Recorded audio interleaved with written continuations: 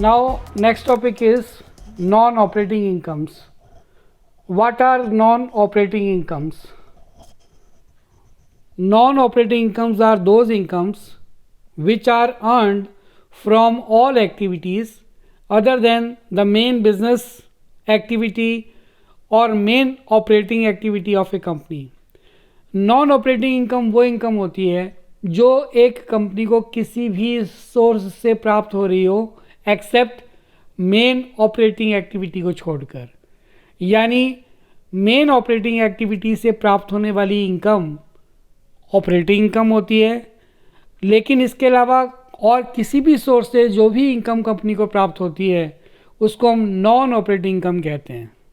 For example Titan, उसका main operation है watches को प्रोड्यूस करना और बेचना। वॉचेस को प्रोड्यूस करके और उसको मार्केट में बेच के जो भी इनकम टाइटन कंपनी को होती है उसको ऑपरेटिंग इनकम कहते हैं। लेकिन अगर मान लो टाइटन कंपनी अपनी कोई पुरानी मशीन्स मार्केट में बेचती है 10, 12, 15 साल के बाद जब वो बेकार हो जाती हैं, तो उससे होने वाली इनकम टाइटन कंपनी के लिए नॉन ऑपरेटिंग इनकम है, क्योंकि टाइटन कंपनी का मेन ऑपरेशन पुरानी मशीनें बेचना नहीं है, वो तो उसकी अदर एक्टिविटी है जो एक टाइटन कंपनी 10-15 साल के बाद अपनी पुरानी मशीनें बेचेगी, ठीक है, बिकॉज वो मशीन यूजेबल नहीं रहती। तो ये इनकम जो भी टाइटन कंपनी को प्राप्त होगी वो उसकी नॉन ऑपरेटिंग इनकम होगी। दूसरा एग्जांपल लीजिएगा स्कूल का। स्कूल को जो भी इनकम मिलती है बच्चों को पढ़ाकर, इनकम फ्रॉम टीचिंग स्टूडेंट्स, वो स्कूल की ऑपरेटिंग इनकम होएगी। लेकिन अगर मान लीजिएगा स्कूल ने अपनी कुछ पुरानी बसेस बेची हैं, या अपने कुछ पुराने कंप्यूटर बेचे हैं, या अपना कोई पुराना फर्नीचर बेचा है 10, 12, 15 साल के बाद, जब वो कबाड़ बन जाता है या बेकार हो जाता है या यूजेबल नहीं रहता, तो वो इन सब चीज़ों को बेचने से जो भी इनकम स्कूल को प्राप्त होती है वो स्कूल की नॉन ऑपरेटिंग इनकम होएगी। क्योंकि पुराना फर्नीचर बेचना, पुरानी बसेस बेचना या पुराना स्क्रैप बेचना ये स्कूल का ऑपरेशन नहीं है। स्कूल की मेन ऑपरेटिंग एक्टिविटी है बच्चों को पढ़ाना। तो जो भी इनकम स्कूल को बच्चों को पढ़ाने से मिलती है वो स्कूल की ऑपरेटिंग इनकम है। इसके अलावा कोई भी ऐसी इनकम जो अदर एक्टिविटी से स्कूल को मिल रही है वो उसकी नॉन ऑपरेटिंग इनकम है। अगला एग्जांपल लीजिएगा डॉक्टर का। पेशेंट का इलाज करके जो डॉक्टर को फीस मिलती है वो उसकी ऑपरेटिंग इनकम है, क्योंकि एक डॉक्टर का मेन ऑपरेशन ही है पेशेंट का इलाज करना। लेकिन अगर उस मान लीजिएगा उस डॉक्टर ने कोई अपना घर किसी को किराए पे दे रखा है और उसको हर महीने उसका किराया मिलता है, तो वो जो उसको रेंट रिसीव हो रहा है वो उसकी नॉन ऑपरेटिंग इनकम है। क्योंकि एक डॉक्टर के लिए डॉक्टर का काम नहीं है, डॉक्टर का ऑपरेशन नहीं है घर को किराए पे देना, तो उसका मेन ऑपरेशन डॉक्टर का होता है पेशेंट का इलाज करना। तो पेशेंट का इलाज करने से जो भी इनकम होती है डॉक्टर को वो उसकी ऑपरेटिंग इनकम होती है। लेकिन जो उसको रेंट रिसीव हो रहा है या कहीं से उसको डिविडेंड मिल रहा है या उसको कहीं से इंटरेस्ट मिल रहा है या उसने कोई दूसरा अपना बिजनेस या पार्ट टाइम काम स्टार्ट कर रखा है, तो वो उसकी नॉन ऑपरेटिंग इनकम काउंट होएगी। इसके बाद टीचर, ट्यूशन पढ़ाने से या स्कूल में अगर मान लो टीचर जॉब कर रहा है उसको कोई सैलरी मिल रही है तो वो उसकी ऑपरेटिंग इनकम है, क्योंकि वो उसको अपनी ऑपरेटिंग एक्टिविटी को परफॉर्म करने के बदले में मिली है। लेकिन अगर वही टीचर अब कोई ऐसा पार्ट टाइम काम करता है, मान लो कोई दुकान चला रहा है, बेकरी की शॉप रन कर रहा है स्कूल के बाद, या वो कैसीनो में मान लो पैसे लगाता है, कहीं पर वो पैसा जीत जाता है, या उस टीचर ने किसी कंपनी के शेयर परचेज कर रखे हैं उस पर उसको डिविडेंड मिल रहा है, या उसने किसी कंपनी के डिबेंचर परचेज कर रखे हैं उस पर उसको इंटरेस्ट मिल रहा है, तो ये सारी की सारी जो भी एक्टिविटी से जो भी उसको इनकम प्राप्त हो रही है वो उसकी नॉन ऑपरेटिंग इनकम है।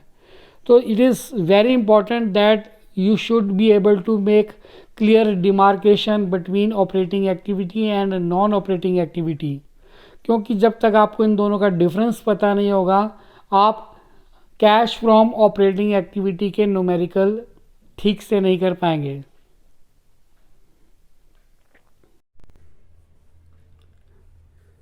हमारा अगला टॉपिक है how to identify operating income and non operating income. Operating income और नॉन ऑपरेटिंग इनकम को हम कैसे पहचानेंगे। पहला, ऑपरेटिंग इनकम वो इनकम होती है which is earned from main business activity या मेन ऑपरेटिंग एक्टिविटी या main trading activity. Operating income वो इनकम होती है जो हम लोग मेन बिजनेस एक्टिविटी से अर्न कर रहे हैं, मेन ऑपरेटिंग एक्टिविटी से अर्न कर रहे हैं या मेन ट्रेडिंग एक्टिविटी से अर्न कर रहे हैं। नॉन ऑपरेटिंग इनकम वो इनकम होती है which is earned from all sources other than the main operating activity of A company.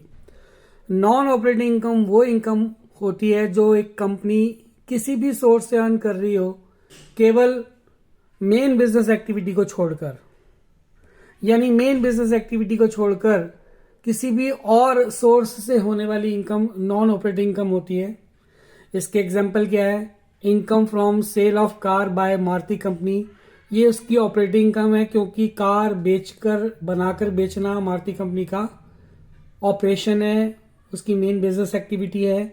लेकिन अगर वही मारुति कंपनी अपनी कोई पुरानी मशीन या पुरानी एसेट्स बेचती है, अपना कोई पुराना ट्रक या कोई अपनी पुरानी लॉरी बेचती है, तो उससे जो इसको इनकम होती है मारुति कंपनी को, वो उसकी नॉन ऑपरेटिंग इनकम होती है, क्योंकि पुराने ट्रक को बेचना या पुरानी मशीनें बेचना ये मारुति कंपनी का बिजनेस ऑपरेशन नहीं है। इसी तरीके से दूसरा example, interest receive by bank from customer, ये बैंक के लिए ऑपरेटिंग इनकम है बिकॉज बैंक का काम ही है लोन देना और लोन पे इंटरेस्ट अर्न करना। लेकिन अगर वही बैंक किसी इन्वेस्टमेंट पे अगर उसको डिविडेंड मिल रहा है, मान लो स्टेट बैंक ऑफ इंडिया ने HDFC बैंक या रिलायंस कंपनी के शेयर परचेज कर रखे हैं और उस पर उसको हर महीने डिविडेंड मिलता है, तो ये जो डिविडेंड उसको मिल रहा है बैंक को, ये इसकी नॉन ऑपरेटिंग इनकम है, क्योंकि किसी दूसरी कंपनी के शेयर, डिवेंचर या बॉन्ड परचेज करना ये बैंक का ऑपरेशन नहीं है, बैंक की ऑपरेटिंग एक्टिविटी नहीं है। तीसरा एग्जांपल, रियान स्कूल को हर महीने बच्चों से फीस मिलती है और ये बच्चों से जो फीस मिलती है वो उनको पढ़ाने से मिलती है, तो ये इसकी ऑपरेटिंग इनकम हो गई। लेकिन अगर वही रियान स्कूल अपनी कुछ पुरानी बसेस बेच देता है 20-25 साल के बाद, या अपनी कोई पुराना फर्नीचर या अपने पुराने कंप्यूटर बेच देता है, तो वो जो इनकम उसको प्राप्त होती है, that income is non operating income. दूसरा डिफरेंस है, ऑपरेटिंग इनकम एक्सपेक्टेड होती है, कंपनी को पता होता है कि हर महीने हमें इनकम मिलेगी। रियान स्कूल को पता है कि हर महीने बच्चों से फीस मिलेगी, it is expected in nature. दूसरा, ये इनकम रेगुलर होती है, हर महीने कंपनी को मिलती है, हर महीने स्कूल को बच्चों से फीस मिलेगी। लेकिन नॉन ऑपरेटिंग इनकम इरेगुलर होती है। इरेगुलर का मतलब कई सालों में एक बार जो इनकम प्राप्त होती है। रियान कंपनी अपनी ओल्ड बसेस को बेचेगा 20-25 साल के बाद, जब वो बिल्कुल बेकार हो जाएगी या यूज करने के लायक नहीं रहेगी, पुराना फर्नीचर जब वो टूट फूट जाएगा तब बेचेगी। तो ये इनकम इरेगुलर होती है, हर महीने रियान कंपनी अपनी पुरानी बसेस को नहीं बेचेंगे, या हर महीने अपने पुराने फर्नीचर या अपने पुराने कंप्यूटर को नहीं बेचेंगे। ये कई सालों में 20-25-15 साल 10 साल के बाद ये एक्टिविटी होती है और इससे प्राप्त होने वाली इनकम नॉन ऑपरेटिंग इनकम होती है, और ये इनकम इरेगुलर होती है। अनएक्सपेक्टेड का मतलब होता है कि रियान स्कूल को ये नहीं पता कि कितने साल के बाद कौन सी बस को बेचेंगे, उसका ऑपरेटिंग पीरियड क्या रहेगा, या कितने टाइम के बाद हम लोग फर्नीचर बेचेंगे, तो ये इनकम जो है अनएक्सपेक्टेड होती है। तो this was the brief of how to identify operating income and non operating income. Now what is the meaning of operating expenses? Operating expenses का मतलब क्या होता है? Operating expenses are those expenses which are incurred for running a business activity or operating activity। Operating expenses वो expenses होते हैं जो business activity को रन करने के लिए ज़रूरी होते हैं या ऑपरेटिंग एक्टिविटी को रन करने के लिए ज़रूरी होते हैं। एग्जांपल लीजिएगा, मान लीजिएगा एक्स शूज़ बनाने का बिजनेस कर रहा है और उस शूज़ बनाने के लिए उसको कौन कौन से खर्चे करना ज़रूरी है। उसको सबसे पहले बिल्डिंग लेनी पड़ेगी किराए पे, बिल्डिंग का रेंट पे करना पड़ेगा, बिल्डिंग पे जो इलेक्ट्रिसिटी का बिल आता है वो पे करना पड़ेगा, रॉ मटेरियल परचेस करना पड़ेगा, उसका खर्चा वो भी ऑपरेटिंग एक्सपेंस है, टेलीफोन बिल पे करना पड़ेगा, ट्रांसपोर्ट का खर्चा करना पड़ेगा, कन्वेंस पे खर्चा करना पड़ेगा। पोस्टेज, वेजेस और सैलरी पे करनी पड़ेगी, वेजेस पे करनी पड़ेगी लेबर की, सैलरी पे करनी पड़ेगी जो कंपनी में मैनेजर्स हैं, जो वर्क मैनेजर है, जो सुपरवाइज़र है, जो सुपरिटेंडेंट है। तो ये सारे खर्चे जो है एक्स को करने पड़ेंगे अपनी शूज़ कंपनी को रन करने के लिए। अगर इसमें से वो एक भी खर्चा अगर वो नहीं करेगा तो वो अपना बिज़नेस रन नहीं कर सकता, अपना बिज़नेस चला नहीं सकता।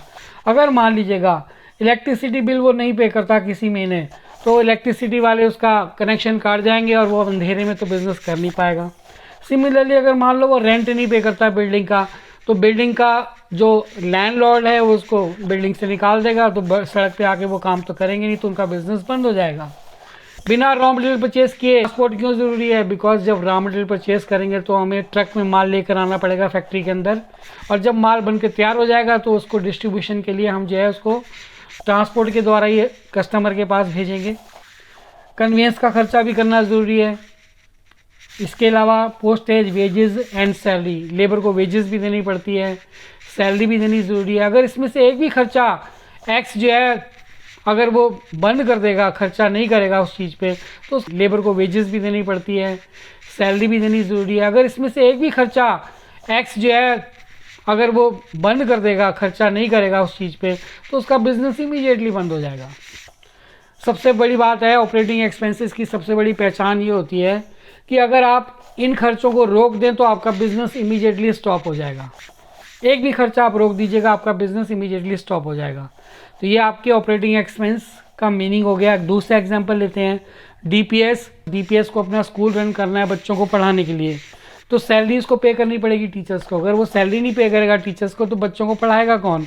तो मतलब अगर वो ये वाला खर्चा रोक देगा तो उसका बिज़नेस, उसका स्कूल फ़ौरन बंद हो जाएगा। सिमिलरली इसको इलेक्ट्रिसिटी बिल पे करना पड़ेगा। सिमिलरली उसको बस ड्राइवर की सैलरी देनी पड़ेगी, क्योंकि जो बस जो है जाती है स्कूल में, बच्चों को लेकर आती है, बच्चों को छोड़ कर आती है, तो उस ड्राइवर की सैलरी भी पे करनी पड़ेगी। वेजेस देनी पड़ेगी, जो पीएन है, जो मेड्स हैं, जो स्वीपर हैं। इसके अलावा जो एडमिनिस्ट्रेटिव स्टाफ है उनकी सैलरी देनी पड़ेगी। अगर इसमें से कोई भी खर्चा डीपीएस स्कूल देना बंद कर देगा तो उसका बिज़नेस भी इमीडिएटली बंद हो जाएगा। अगर मान लो वो टीचर को सैलरी नहीं देगा, टीचर काम छोड़ के चले जाएंगे, और टीचर काम छोड़ के चले जाएंगे तो स्कूल बंद। अगर मान लो इलेक्ट्रिसिटी का बिल नहीं पे करता डीपीएस टाइम पे, तो इमीडिएटली जो है कनेक्शन कट जाएगा, और जब स्कूल के अंदर क्लासेस में पंखे ही नहीं होंगे, एसी नहीं होंगे, तो बच्चे क्यों आएंगे स्कूल में? इसी तरीके से एक और एग्जांपल लीजिएगा अपोलो हॉस्पिटल का। अपोलो हॉस्पिटल को डॉक्टर को सैलरी पे करनी है, वो इसका ऑपरेटिंग एक्सपेंस है। नर्सेस को सैलरी पे करनी है, ऑपरेटिंग एक्सपेंस है। सिक्योरिटी एक्सपेंसेस को बियर करना है, वो भी ऑपरेटिंग एक्सपेंस है। एम्बुलेंस ओवरहेड्स खर्चे करने हैं, एम्बुलेंस के जो खर्चे होते हैं, जो पेट्रोल भराना हो गया, उसकी मेंटेनेंस होगी, उसकी रिपेयर होगी, उसकी ओवरहॉलिंग होगी, तो इसकी ओवरहेड्स एम्बुलेंस के वो भी उसको जो है इंकर करने पड़ेंगे। ड्राइवर की सैलरी टाइम पे करनी पड़ेगी। इसी तरीके से मेंटेनेंस, बिल्डिंग का मेंटेनेंस भी टाइम पे करवाना पड़ेगा, मेंटेनेंस चार्जेस। तो ये कुछ खर्चे हैं जो अपोलो हॉस्पिटल को करने ही करने हैं। तो सेंस क्या है? What is the sense of operating expense? Operating expenses are those expenses which are incurred for running the main business activity or the main operating activity. In other words, we can say that without incurring operating expenses, we cannot run our business properly. Second, operating expenses if stopped will stop the business immediately. अगर आप एक भी operating expenses बंद कर दें, उस पर खर्चा ना करें, तो आपका बिजनेस इमीडिएटली बंद हो जाएगा।